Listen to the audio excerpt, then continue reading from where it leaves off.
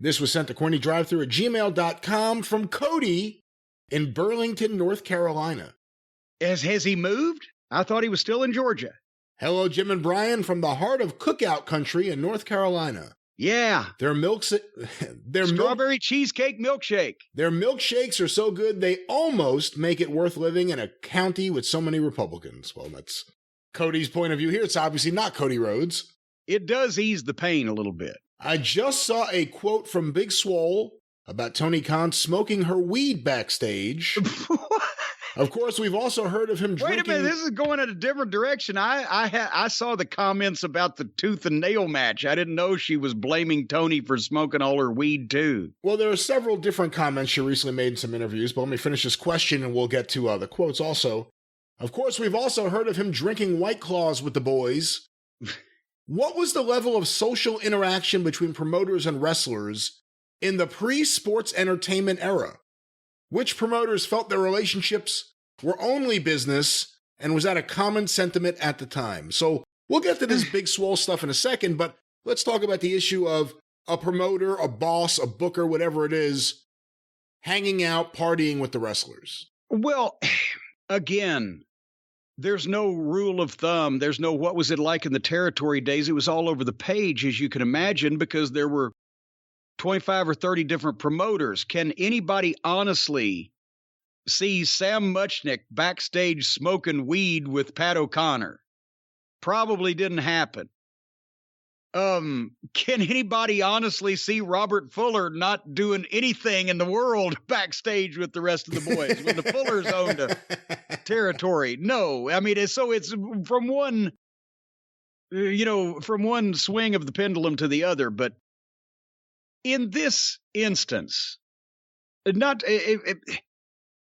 promoters, and a lot of times more the bookers than the promoters. I mean, you would see Jimmy Crockett out at the hotel bar or at the bar in Charlotte with some of the top guys on occasion. It wouldn't be, every night thing, but it certainly wasn't unheard of. Drinking, doing legal things in front of people.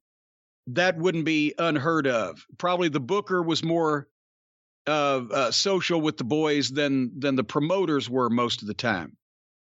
Just because the promoter was all office. The boys were all boys. The booker was one of the boys that became office. So there was heat, but always there was also some element of clinging to being one of the boys that, especially Buck Robley was noted for that, which is why the promoters all fired him from his booking jobs, because he would take up for the boys 100%.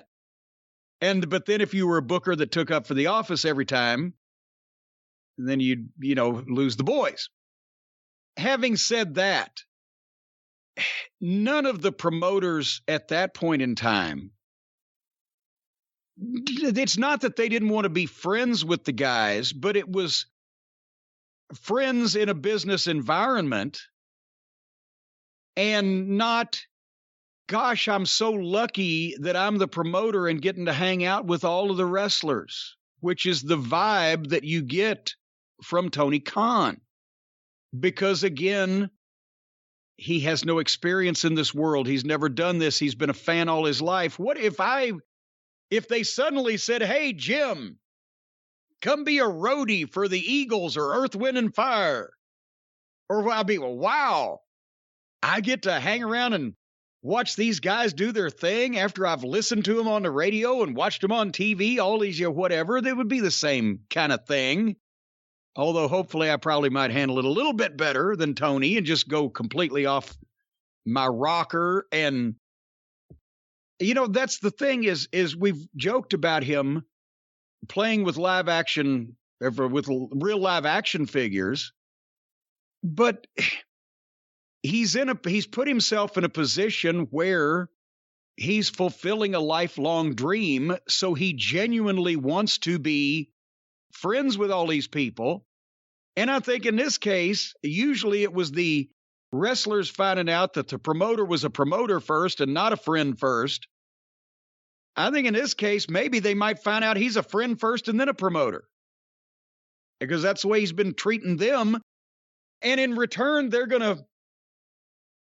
some of them are going to be just wonderful people. and be friends with him. And the ones that are worth a shit and can draw money and are top guys are probably going to eventually, if they haven't already, started treating him like a fucking money mark because they know they can, because he's given them the position of power where he feels that they're so important to him. And the only thing that they feel that is important about him to them is that they're paying him. He's paying them. Does that make any sense?